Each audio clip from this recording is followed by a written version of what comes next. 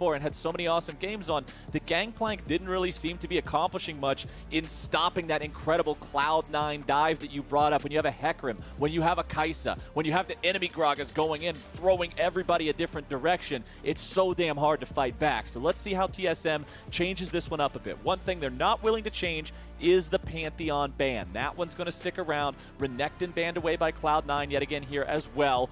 We'll see how these bans switch up. Is TSM willing to let that Kai'Sa go over? Because I feel like if you leave Kai'Sa unbanned, Cloud9 first picks it, which then also, oh, never mind. All right, I can't even do no more theory craft. I had one smart guy point lined up, and they ruined it. So now I just got to go back to being dumb. Kobe, tell us what's actually going on. You're the smart guy. Kai'Sa and Olaf are banned. I enjoy waiting here, watching you do your explanation. Like, ooh, when does he see it? When does he see it? As it comes in. But Cloud9 banning out themselves. It's like we're kind of getting insight into both teams' pick and ban phase, where like, okay, yeah, they're going to raise the priority there as well. And Fudge is saying, okay, well, we can't afford to first pick the Kai'Sa anymore, so we have to ban it away because we don't want to give it up as well. The Jax ban even opens up Camille possibilities, because with Renekton and Jax both banned away, those are two of Camille's worst possible matchups. Taken out here. Oh my God! You're a prophet! Nice. What is this? My big brain co-caster got a brain so big, how does your skull even keep that thing inside your head, man? I'm just so excited, though, for Fudge to be put on this pedestal. They're saying, you know what? We're one-upping it. Great flanks you had on Gragas there. We want to do the Camille. As soon as you see these bans, you start getting a little bit suspicious, and they lock it in first pick for Fudge on the Camille, putting up their youngest player, the youngest player in the LCS, actually. It used to be Spica. Fudge is even younger. Literally putting him in the deciding game for Cloud9 versus TSM, one of the biggest matchups that we can possibly have, and Carry Pants better come on. This is going to mean Cloud9 looking for either split push opportunities or flank opportunities here, highly prioritizing some jungle pressure for the top side of the map. So TSM, knowing this, get Graves, the all-around, very, very versatile power farming jungler, shouldn't lose ground to literally any matchup that's left here. Talia is banned out, so maybe the Nidalee, maybe the Lilia options here for Blabber. I actually even still like Kindred into Graves, especially if you do have Blabber at the helm. But we shall see. There's no way you did this twice. There. Nice. Two. What's next? What's next? Quick. What's next? Twist of Fate. Galio. Okay. All right. You still, if you got all three of those, including one that you just had to guess with no actual information leading into it, I was going to investigate you for champion select fraud. What's funny? Because it's uncanny. It was between Twisted Fate and Galio because you're looking for the global. But I should have said Galio because the obvious combo with Camille. It bumps it up for a higher priority. Galio Camille is, it's been showcased all season long, but that combo is just easy to use. Hextech Ultimatum to lock him in for the Galio ultimate. TSM though, the Gragas. Analyst talked about it. We talked about it. All the fans been talking about it. Gragas can knock Camille out of her own Hextech Ultimatum with his ultimate. If you do it quick enough, you can try and help your teammates escape and get out of the zone. The problem is that Cloud9 have all three great synergies with these first three champions. If you don't get a really perfect combo breaker basically to this, then what you end up with is no possibility to play in this area. Kindred Ultimate denies you a possibility of killing any Cloud9 members, but also you can't use the usual counterplay, get on the Kindred Ultimate, because Galio Ultimate will come down over it. So pretty much this Gragas pick, everything is on this. Your ult has to displace Kindred, people off Kindred Ultimate. It has to, be used for knocking Camille out of her own ultimate. It has to be used for everything. Huni's Gragas ultimates have to be great. And you said at the start of this draft, when we saw the Camille pick locked in first, that your psychic powers were able to predict for us. Oh my God, the amount of faith that Cloud9 is putting on Fudge to do everything with this Camille pick to give him that first pick, ban away the counters, all of that. And now TSM is doing the same thing in their top laner, putting Huni on the Gragas. We came into this series saying that the top lane is a point of vulnerability. It's a weak spot for both of these teams based on how their players have played so far in the best-of-1 phase of the Lock-In tournament. And now here in the deciding game of the quarterfinals, it's both top laners that have had the weight and confidence of the rest of their team placed on their shoulders. And I think that is just badass that they have that much faith in their own guys like this. The bans have gone through for the second half. MF and Aphelios banned away, really wanting to knock Sven down a couple more notches here on which AD carry he's allowed to play. Remember, they already self-banned the Kai'Sa earlier so that they wouldn't give it away when they first picked the Camille. Orianna and Maokai banned out, and Power of Evil will be on Azir here in game number 3. Which is perfect because we just built this all up. All right, you got to have these great Gragas ultimates to knock people off of, you know, the Kindred and Camille AoE zones right here. Azir does the exact same thing. You can sweep them off or you can drink them under the table. TSM now have two options to work with here. So good. Trying to clear off this AoE team fight from Cloud9. Sivir and Alistar locked in here to just quadruple down on this team fight for Cloud9. My goodness. They've got the chase down, and now to get their positioning perfectly. Sivir, rarely seen in the current meta, but does provide just what you want with this team. If you can get the speed boost, that's all that you need, and the synergies of the rest of your champions will take care of this. Alistar can run straight forward. They talked about it in the last one, with him just playing frontline, having Flash, having Sivir's speed boost. This fully enables Vulcan. How are we feeling about this Bard coming in here as a last pick for TSM in this draft? Clearly, they're looking for some other way to buy some time against the dive from Cloud9 that everyone's going to be participating in as a 5-man squad, as you mentioned here with the Sivir pick. Is the Bard the answer here, or were you looking for something else more similar to like the Thresh that we saw last time? So the Bard is hard to use, but it is another combo breaker to try and counter this C9 comp. If you are able to Bard ult on them, they're working all off of these zones with Camille and with Kindred, and Bard ultimate can also set those up for easier placement of your Azir or Gragas answers with your sweeps. So it is another combo breaker, another denial, and I actually do like it because it's pretty easy to land those Bard ultimates when your opponent team is stacking up on the Kindred ultimate or stacking up, you know, for these plays. Plus, it enables Sword Art to roam around, and that's what TSM need because Lost has not been able to carry nearly as heavily as Sven. So they kind of need to buy some time for bottom lane, you know, maybe send a jungle gate down there to give Sword Art a roam opening to make some Bard plays throughout the map. Let's do this. Game number 3, TSM Cloud9. One gets to go forward to play in the semifinals. The other is done until the LCS officially starts its regular season competition in week number 4.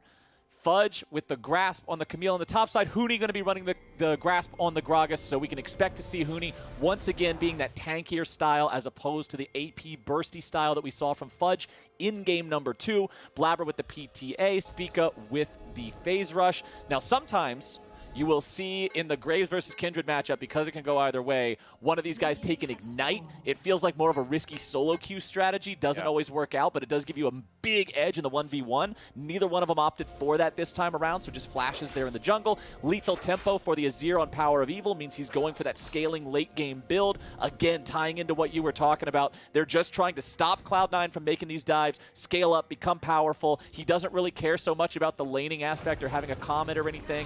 Perks with a Predator on the Galio to make more rotations, make more plays. I hope this game is as spicy as the draft was, Kobe. Okay, I'm excited as well because Blabber gets his signature Kindred. And anytime, little tip for solo queue, if you ever see a Kindred in solo queue, watch out for, you know, red buff invades. Kindred, the main difference with Graves and Kindred is Kindred doesn't clear as fast as Graves. And so I always look for Kindred to make up for that in some sort of pressure on the map, either invading in the enemy jungle or trying to affect some sort of lane while you have red buff. Red buff is Kindred's best and biggest friend, so I want to see about Blabber's early pathing. I do not recommend trying to go toe-to-toe just out farming a Graves because that would... Pretty difficult. Yeah, that would definitely be quite good for Spica. Looks like they are both going to do the red down into blue quadrants for themselves, which does have some implications for Huni up here on the Gragas, as Fudge is already pushing him in. And now you have to start counting these minion waves, because every stacked up large minion wave can also be used effectively by these Kindred players. Ooh, really close there. Ooh, he does not. So good. He needs to eat a couple more meals a day to have some extra range on that belly. Kindred is really Kindred is really good at diving on these big waves. So namely, Huni's going to probably have to worry about those stacking. In mid lane, PoE should be able to keep control of his quite well, although Perk's often using everything that he has here, expending as much mana and health as possible to get his AoE down, make sure PoE doesn't get him under turret too frequently. Now, one thing that I will point out is you can see that it was a full clear from Blabber. However, the Krugs were skipped from Spica. So Blabber, if both of these guys do the... go from one end of the jungle to the other one and then recall, Blabber will have a little bit more money here on that one. He's letting the Scuttle Crab burn away, and it's actually a very late take of the blue buff here for Blabber. So if these are both passed off to mid laners here on second spawn, it will mean that Power of Evil has his sooner than his opponent does. So they'll both go ahead and back up, head back to base. Spica grabbing a couple of long swords here. What's the recipe going to be for Blabber? I expect it's the same. Yep. Honestly, perfectly mirrored inventories here for the junglers. And it's pretty interesting whenever junglers do stuff like that to throw off your opponent's timing, because if you go with standard clears, it's very easy with the 5-minute respawn on buff timers to time them. You usually start looking towards enemy jungle if you want to invade second blue at 7 minutes to try and get your vision down so that you're there in time. But this one won't even be spawning till like 8:50 about. Didn't see the exact timer there, but significantly later than usual due to the delay. Sword Art out on those early bard roams that we expected from him, though. During a Perk's aggressive move, it looks like their sights are already set towards Fudge, though. Oh, there is that wave piling up, too.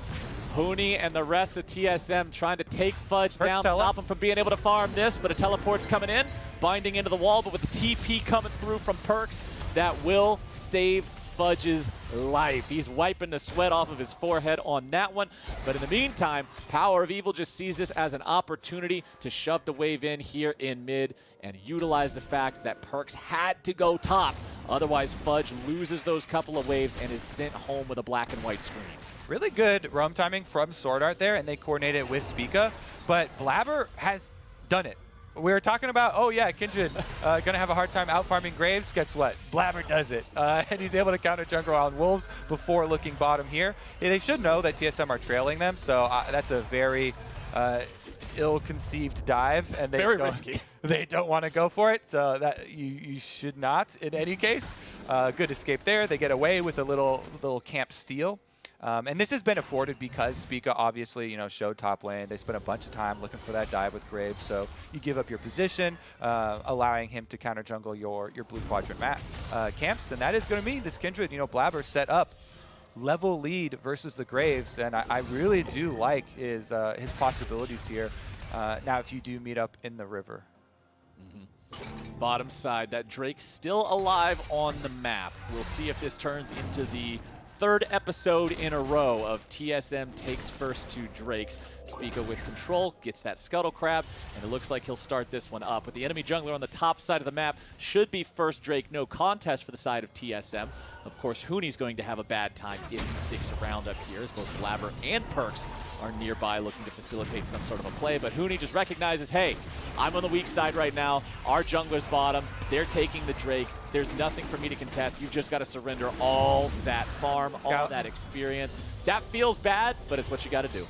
Galio ult is available too, so PoE heading up to defend Huni here is not a power play for TSM. TSM know that they are giving up a large amount of that wave. Oh, and he's going to get a big chunk.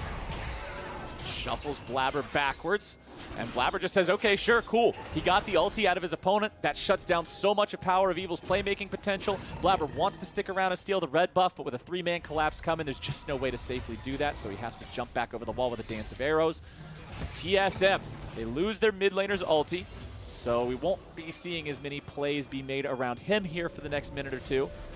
But it's still a very close game here in terms of gold, my friend. Cloud9 with about 1 kill's worth of gold lead up on their opponents. You can see the farm advantage for the Camille up there in the top lane, but everything else is really close. And I want to get in here real quick because it's 20 seconds away from the Rift Herald actually spawning, and that ult is going to be a big deal. Galio ultimate for Cloud9 gives huge priority for a possible Rift Herald play, and you already see Sword Art has recalled, gone back towards bottom side of the map.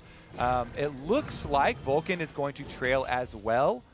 And they're going to go for the blue invade instead of doing top side of the map play. But regardless, Cloud9 are looking to use this priority of Galio ultimate during the window. They don't have Azir defensive properties on the side of TSM. So I want to see them get aggressive on one of these objectives. And Rift Herald is now on the map as PoE heads top while Blabber is actually trailing bottom side. Blabber still hanging around down here. Farm equal between the junglers, both of them with that noon quiver completed. I feel like that's one of the tier 2 items that I definitely know the name of just because I feel like you see so many champions sit on it for so long. There's it builds into everything now. Yeah, Noon Quiver is just so essential. You see it in every single game of League of Legends. Before we started seeing the Moonstaff builds, I had no idea what Bandle Glass Mirror was called. I called it Blue Orb. So this is the one that I'm confident in. These tier 2 items, some of them still trip me up a little bit, but I am familiar with what these marksmen got going on. And Blabber has managed to successfully steal away his opponent's blue buff. And that means no blue for Azir in the mid lane, which means Perkz is much happier about having to deal with the Emperor of Shurima's constant spam, and he manages to get the taunt. Power of Evil, as soon as he's got the ulti ready to go again, has to use it once more. He's chasing after Perkz here, looking for a little bit more damage. The soldiers charge forward. Perkz at 200 HP. Rest of the TSM squad is following up. Collateral damage finds him, but not quite enough to get the kill. Perkz is running for his life, man. Get the hell out of town. Power of Evil with the power of First Blood. So Cloud9, they used that window to take away the blue buff, and TSM take away Cloud9's mid laner. PoE chases them down. They're going to be rewarded with the Rift Herald itself right after. And I think Cloud9 will be kicking themselves for not kind of using that advantage with the Galio ultimate offensively. They actually just in a trade in lane, Perkz gets chased down, and with the Bard roaming, it means everything here. Sword Art, that last lock-in, 5-pick Bard, as expected. Doesn't spend very much time down there with Lost, makes most of his presence felt up here on the top side of the map, and that is just what TSM have needed. That all being said, this is still C9's plan with the first pick, Camille, for Fudge, setting him up for success. And because Cloud9 still have this Galio ultimate, you always constantly have to be looking and be wary of those possible plays. Fudge still increasing his CS lead on top side and pushing a big wave towards top.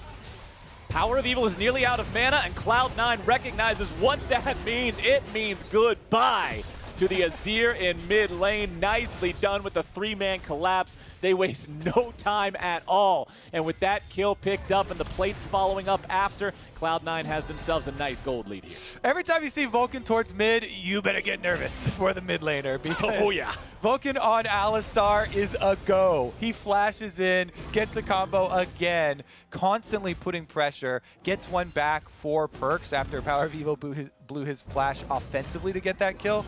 The problem for them is they get one turret plate instead of a Rift Herald afterwards. Here's another look at it though. It was a good play by PoE. He walked up and took the back end of the Justice Punch. So PoE forces this knowing that he has the roam. It wasn't Perkz looking for an aggressive trade. Perkz was looking for the standard wave clear combo there and Justice punching out, but PoE just walks up, cuts it short by walking into the end of it, and actually started out that first one. Vulcan says, nice. No flash on his ear, huh? Okay, well, I've got flash. That's the end of that story, the way it Flowers. works. How do you like That's that the retelling? way it works. Sometimes there's nothing to it but just blowing the guy up. And now we've got the Drake spawn. We've got a very close gold count for both teams. We got what looks to be a standoff here in the bottom side river. TSM focusing onto the Scuttle Crab here as it is closer to their players, so they'll secure that extra bit of control. Drake down to half HP, but in the middle of resetting. TSM continuing to walk forward. Cloud9's ready to go. Vulcan coming in. Beautiful three-man knock-up and 3 flashes instantly to get themselves away. Sword Art still dies. Sven takes the kill, and Cloud9, baby. They are getting things done here in this early game. That is a flank if I've ever seen one. Vulcan back at it again. He's got his ultimate still available too. Honestly, what an exceptional opening here for Cloud9. That affords them the Dragon as well, and up pops the Infernal. Rift's going to take away a lot of these walls that will be a little bit detrimental to their comp, as it's a few less walls for it to Camille to jump off of. And it's a little bit more open space to work with for TSM, but that's a very, very small thing for TSM to be happy about. Rift Herald is used though, and that's going to cash in some more money for PoE. PoE grabbing some extra gold, trying to keep this game nice and close. Still honestly not that far apart, but damn did Vulcan's flank in that last fight look so good. Let's take another look at how this started off. Initially, just with the teams seemingly in that standoff. Yep, he takes the long route, sweepers up, blast cones available, lays the ward down even, and TSM have seemingly forgot about him, even though they saw him going to the tri-brush. Then, as you say, 3 flashes blown.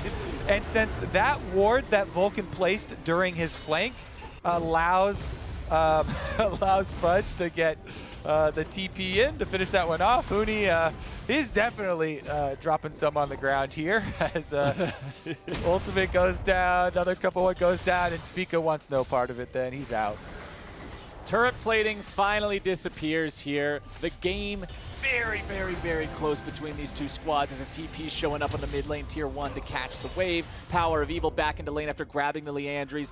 Gale Force picked up for Spica's Graves. Remember, Graves is one of those champions in a couple of different mythics we've seen pop up on him. Back in the original item changes, everybody was going Eclipse. Then it switched over into the Shield Bow as everybody was doing the Lifesteal builds. It just made it so it seemed like he never died. And now the Gale Force is overpowered. Everybody wants to be having that extra dash, both to get yourself away or go further into the fight if you just need to catch up to somebody for that extra auto attack.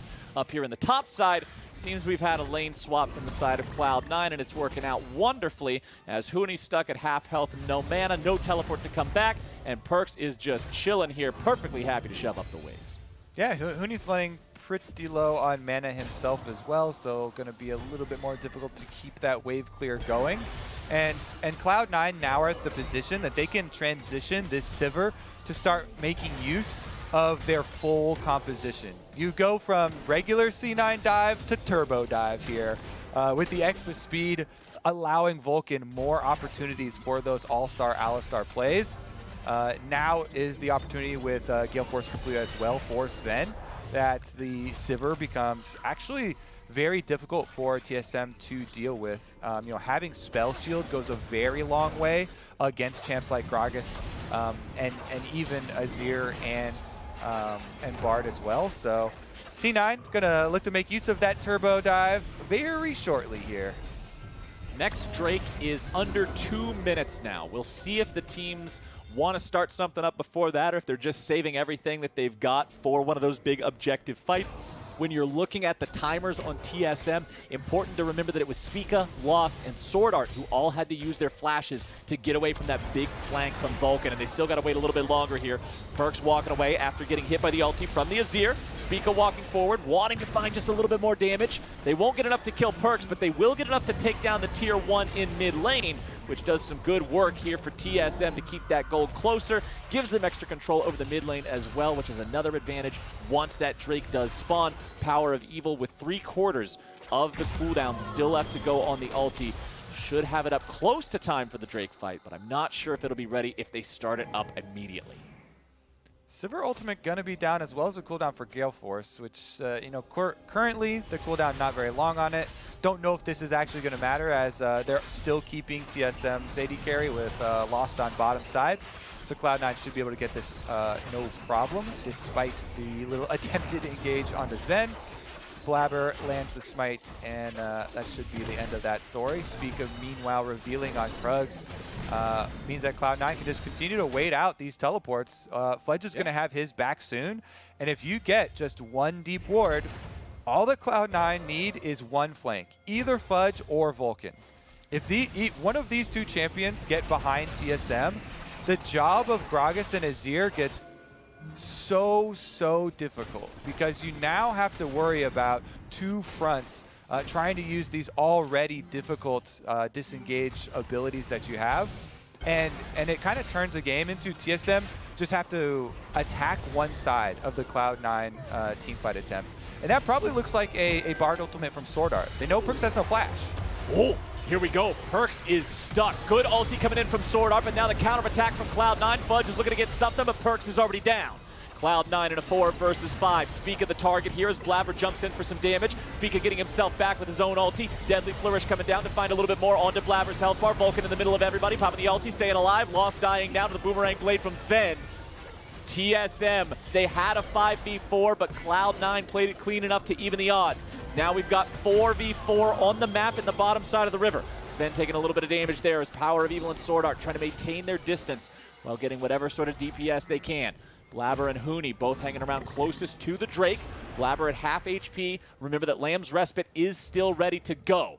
Huni's searching around here, and there you go. Blabber jumping back over the wall, popping the blast cone to make sure Huni's not able to interrupt him. Perks has teleport. Remember that Gragas' body slam cancels pretty much every other dash, so it can stop you as you're blast coning over the wall. TP coming in. Cloud9 with control over the bottom side river still. One teleport coming in. Two teleports coming in. Cloud9 says, that is ours, thank you very much, and they walk away with the Drake. And two Drakes over to Cloud9, setting themselves up for a possible stack here. His game would definitely have to go a bit deeper than they are on course for right now. I think Cloud9 definitely have the possibilities to finish it up quicker than that. But here's another look. I like this from TSM. You have to start looking offensively before Cloud9 set up their Wombo combo. So they do get that Bard ultimate initiation onto Perks, and because they start out on Perks, when Fudge goes in, Camille ultimate, there's no combo here because TSM use everything to take down Perks though. Vulcan takes the opportunity to flash in on Lost and complete the 4v5 victory for C9. So many abilities used by TSM early on their pick on Perks that they didn't have anything left for Lost to stay safe. And it is just good communication and game sense here by C9 to make the call. Yes, we are down in members, but up in threat because Vulcan has flash. And, you know, there's no Azir ultimate for defensive properties here for TSM. He takes it into his own hands and allows Cloud9 the pickup. The thing that's separating this game from game numbers 1 and 2 to me is the fact that in the previous games, when we saw teams getting these small advantages, a pick, a Drake, whatever, we would see that translate into a steadily climbing gold lead. But this game, absolutely not the situation at all. This feels like it's been paused at a 600 gold difference for so long as neither team's been able to make any meaningful headway. Fudge tries to jump onto Huni down there, but even without much mana, Huni can just sort of walk away from it. So I'm just waiting for which one of these teams can finally find that big moment that leads to a breakaway advantage. And curious, Kobe, how do we get to that point? What is the win condition for that big playmaking moment here in this game for either squad? Well, for TSM, I think they have to continue to look aggressively because, again, if Cloud9 get that flank, if they get the initiation, it's so hard to stop the combo. So, again, Bard ultimates are your best friend. Nothing else is that easy to use for TSM. It's going to be pretty difficult unless Huni finds some crazy flank or camps a brush on Gragas and is able to use a flash to start out a play. If it's not that, then Cloud9 are going to have the priority on trying to set this one up. Since, you know, they've got control of the river up by Baron right now. They've got plenty of time, over 2 minutes, to transition some of their wards down to the Dragon to set themselves up for the Soul Point. I would say that this series, though, being so close with both teams, you know, having those openings throughout, I am in favor of turning this into a best of 5, my friends, so that we get some more games. Just want to impromptu all in change favor, the schedule. Please say aye in chat if you are in favor. Let's get some more C9 versus TSM going. Looks like it's going to be. Why stop there, Kobe? Why not just spend the rest of the day having a best of 11 between? Say it's true, my friend. Say it's true. Unfortunately, that is not within our power as commentators. We're just supposed to talk fast and get you all excited and say smart stuff, but not in mine. And let's see if they can get a kill on this Sven here, who gets himself away with the flash plus the dash out of his Gale Force. So Sven stays alive, but I like the fact that TSM was willing to go for this one. That does get a very important summoner spell out of the Cloud9 AD carry. Yeah, it definitely does take a lot of the safety. Ult and flash burned by Sven here, plus Gale Force as well.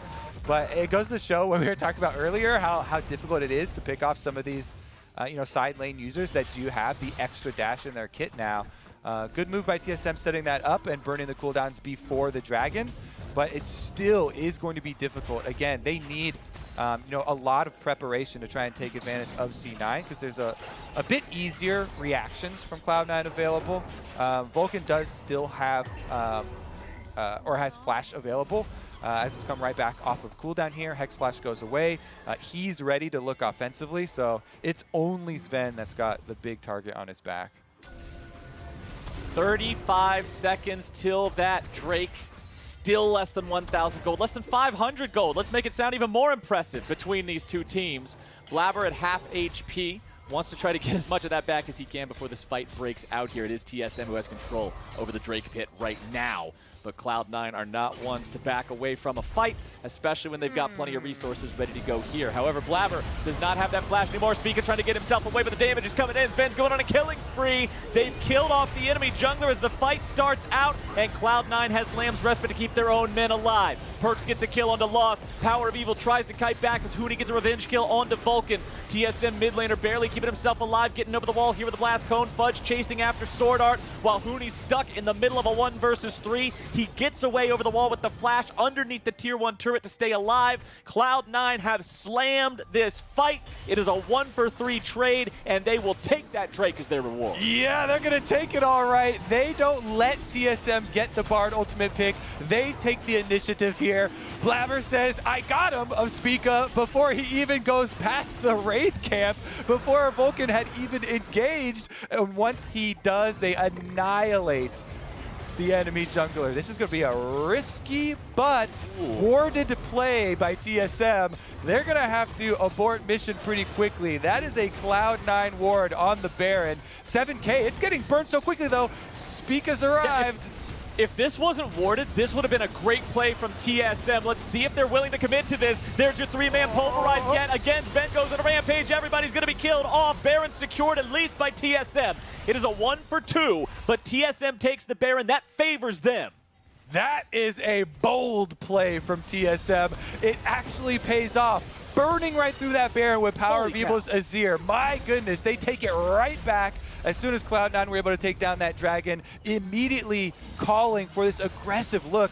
And you gotta say, this type of thing, we don't get to listen in on the shot calling, so it always has to be guesses. But since Sword Art has joined the team, in this series, TSM have been looking very, very aggressive, taking a lot of fights, making some of these calls that rely very heavily on timing. And as you said, if that ward wasn't there, then they burn this and they get out. But the ward is there. Even so, Vulcan arrives. He gets a 3-person knock-up. Spica, look at his health. He barely survives. That is nerves of steel. Not to use your smite too early to try and heal. He knows the only hope that they have of that being a successful play is if he waits it out until he sees the Baron's health under 800 or whatever it is at the moment. He lands that smite. Spica, that has got to get your heart pumping as a jungler. Especially for such a young player.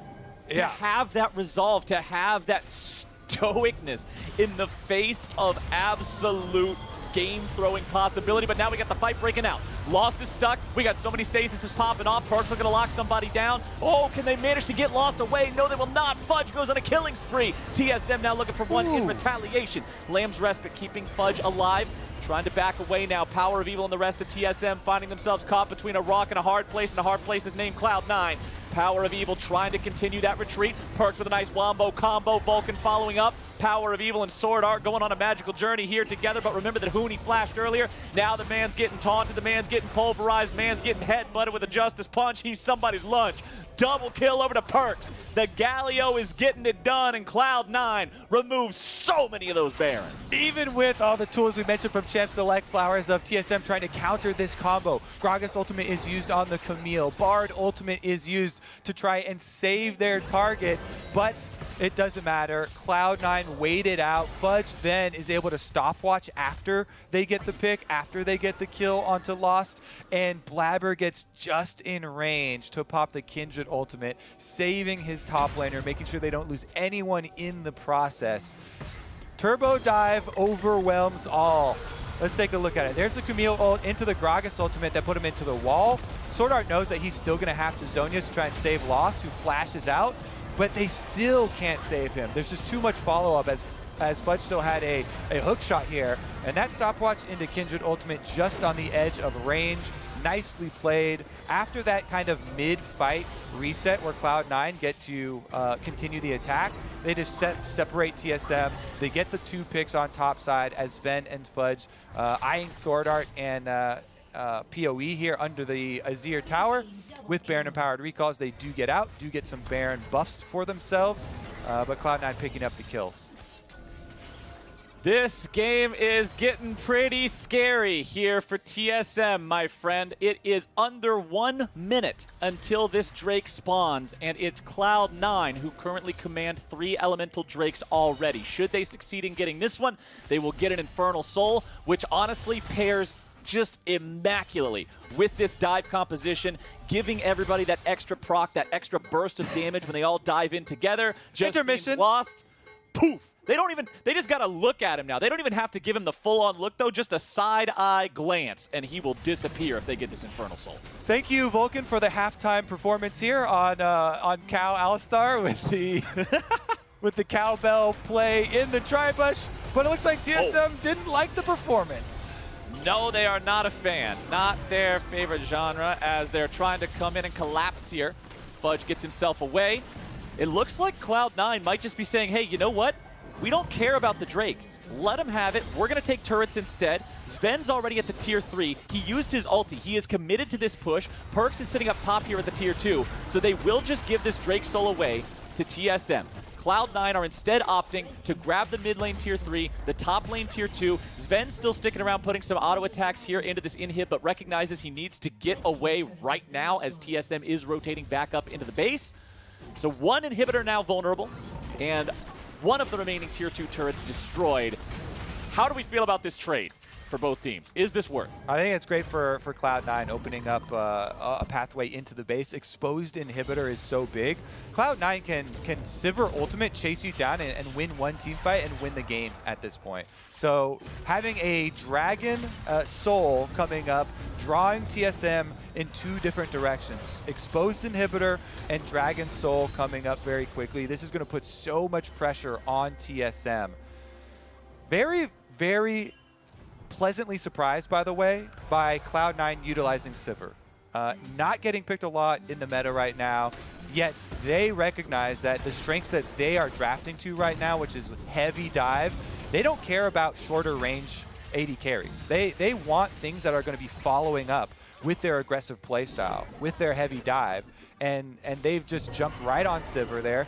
It's 4-0 so far for Sven, with also a heavy focus on clearing out all these minion waves. You saw her annihilate the wave towards mid and earn themselves an objective.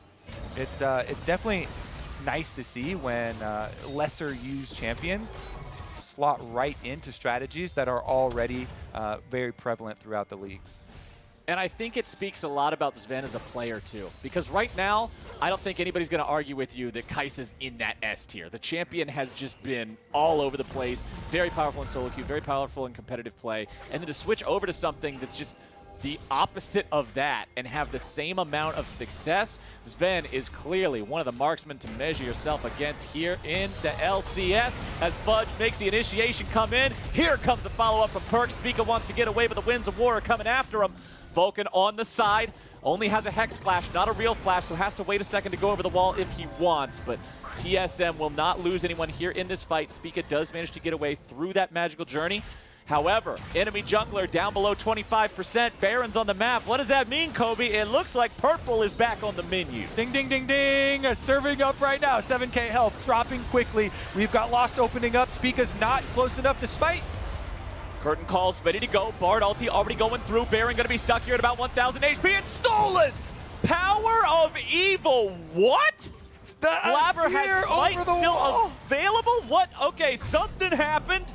The Baron went over to the King of the Chickens, and TSM has managed to get themselves a chance to still fight back in this game. Jhin ultimate shot right through it as well, chunking it down pretty low. Let's take another look at Blabber's positioning. He's still in the pit. PoE's looking. Gragas ultimate there knocks him so far away. That's got to be out of smite range.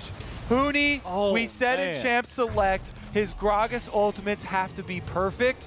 That one right there earned his paycheck. Oh yeah, my buddy. goodness, he knocks Blabber out of the pit. They coordinate Jhin Fire with Azir Soldier from over the wall, and TSM have stolen this Baron in one of our craziest series we've ever had, Flowers. Right back the other way. Now let's see what they can do with it. PoE has been on point in disengaging the Camille Galio ultimate combo with the Azir ultimate. See if TSM can keep it up. TSM trying to run away. Oh, Power of Evil trying to get himself out of there. Azir might be the king where he's from, but a couple more shots like that and the boys going in the same 6-foot hole everybody else is. When you're not living no more. Cloud9 try to kite this one back. TSM moving forward. Sven wants to escape. Power of Evil hot on the chase. Vulcan tries to go in with a headbutt pulverized, but a good flash away from PoE.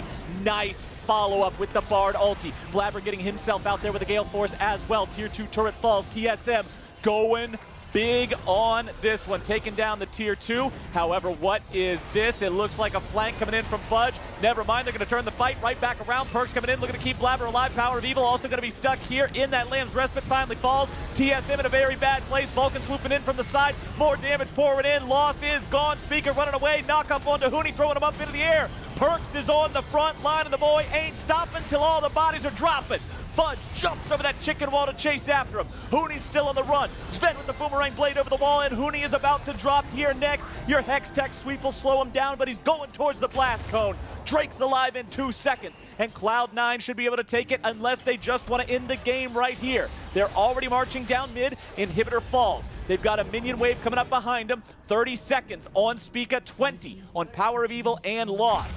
The minion wave is here. The ulti from Sivir to get the minions up there as quickly as possible. But with the Baron buff applied to the minions from Huni, Cloud9 cannot end. Instead, they will back off and take their Infernal Soul. Put another one on the board for Turbo Dive, though, Captain Flowers. That was so ballsy from Cloud9. Did you see Blabber's health? It almost didn't even show up on his health bar above his head when Perks got the ultimate on him. PoE almost 100% Blabber here, pushing him off his own Kindred ultimate. And look at this. PoE goes in, sweeps him off the ultimate, one more chunk. Look at that health. That's almost all just magic shield from Galio. And he's able to survive. Just so close there. PoE end up going down, though, and that means Perks is making the call, full engage. Fudge went in, got the stun. Even though Vulcan dies after falling up and getting that Alistar combo off, he's got them off the run.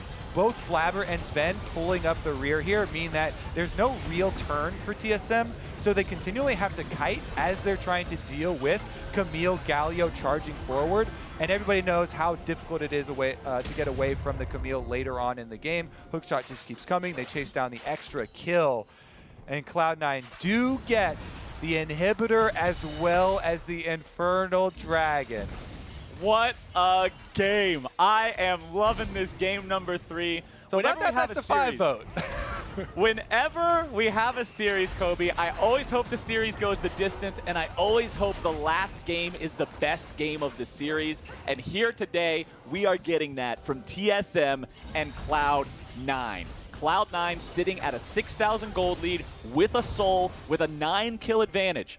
But that incredible stolen Baron off the back of a Huni ulti and a Power of Evil auto attack with an Azir soldier has kept TSM in this game.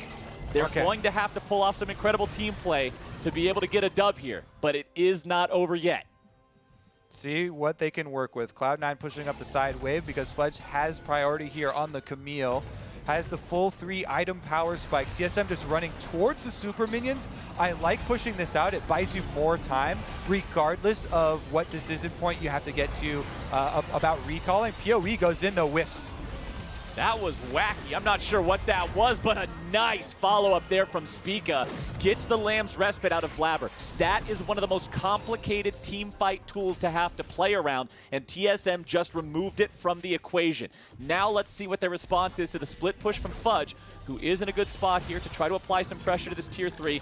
But with Huni showing up, there's no way that he can do that. So you've got a defense of the Nexus turrets. You've got a defense of that bottom lane inhibitor turret. TSM are still just trying to claw back their control over Summoner's Rift. You can see the Cloud9 ward line approaching up further and further, trying to take this territory away from TSM, make it risky for them to leave the base. Fudge continues applying the pressure here in this bottom lane. Baron is up in under 10 seconds. TSM has multiple bodies in the area. Remember that Jhin is not the best. Baron taking AD carries, pretty slow compared to a lot of others, but we already saw how quickly Azir can do it. So if these guys want to try to make another cheeky play, they could, but after the last one ended up being warded and they weren't aware, I would understand if they were a bit hesitant to go for that one here. Huni's staying in the bottom lane to deal with Fudge. Both top laners have teleport ready to go should this turn into a full-on team fight. Gold graph at the bottom, you can see it's nothing but C9 blue. And TSM are fighting an uphill battle here as this big objective is ready to go. They certainly are. Super minions heading towards mid. They've got pressure from Fudge on bottom side, and the Baron has been started up. Control ward or not, Cloud9 powering through. And there's plenty of damage here with the Kindred and Sivir. Lost opens up the curtain call. Vulcan coming around to stop him.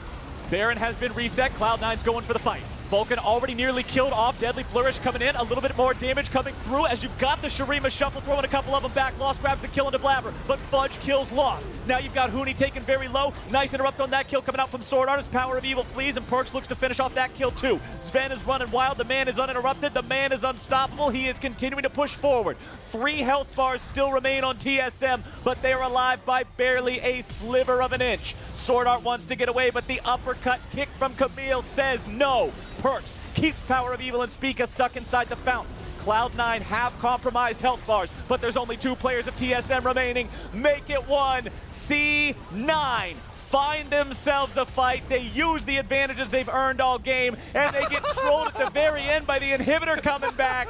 It shouldn't matter that much, but man, did that let the air out of the celebration at the very end. But C9 still gonna have it, baby. Speak is your last man standing. He's stuck all the way back in the fountain. They're wanting to pad the stats with another kill, but they won't even need it. Cloud9 take the win in the series 2-1, and they're going on to play in the semifinals. The slimmest of margins in some of these plays too, Flowers. In the last one, PoE, Azir ultimate, as Fudge jumps into the air. So Fudge actually dodged the Azir ultimate with the untargetable frames from Camille in Hextech Ultimatum. Gets right over it. They get the combo off. They succeed in the dive. And that's why, you know, when you're playing things like this, where Cloud9 just keep putting together layer upon layer upon layer of engage, you really have to be perfect in how you deal with it, because one of them gets through and you get that entire combo, and it actually takes out the entire team. Plus, already having the gold lead, plus the Infernal Soul for themselves. So much damage. That was definitely an enjoyable series, though, Flowers. Super excited now to see Cloud9 go versus 100 Thieves. That will be a sick matchup when we get to see it. Of course, the semifinals will not be played until next weekend. But, man, I just want to celebrate both of our top laners here real quick. Again, harkening back to what we were talking about at the beginning of the series, seeing them both as weak points on their teams. You already mentioned Fudge playing that last fight well to ensure the victory for Cloud9. We saw Huni's ulti knock the enemy jungler away, yeet Blabber on out of that pit, and make it so that Baron was stealable to keep TSM in the game. They also both had good Gragas performances in games 1 and 2 when they played the champion respectively. I think both these guys showed up in a much more serious way to today's competition than they did during the best-of-1 group stages. I'm looking forward to seeing more of them. More out of TSM in Week 4 since they are eliminated now. More out of Cloud9 next week when we get to see them play up against 100 Thieves. Honestly, this series, man, I couldn't ask for nothing better. This was so much fun. I was definitely pleasantly surprised by a lot of the aggressive looks from TSM. You know, Power of Evil on this Azir keeps going in, trying to burn cooldowns off of perks, you know, get some momentum there. He tried a bunch of times on Blabber as well. Hard to pin down the Kindred with a Gale Force, but they're constantly looking for plays, and having this team just come together now, you can definitely see the growth path for that team. So even though they lost here, also well played to TSM. Definitely excited to see Cloud9 move on and continue to build on this turbo dive strategy, because they just kept going with it. They're like, okay, change is fine. Awesome. Double down, triple down. We keep on diving. The coherent composition prevailed. That's it from us here on the caster desk. We're about to head over to another break now, but once we return from that break, we are going to have Blabber ready to talk about that neck-and-neck series and how Cloud9 was able to prevail. Don't y'all miss it. We'll see you back here soon.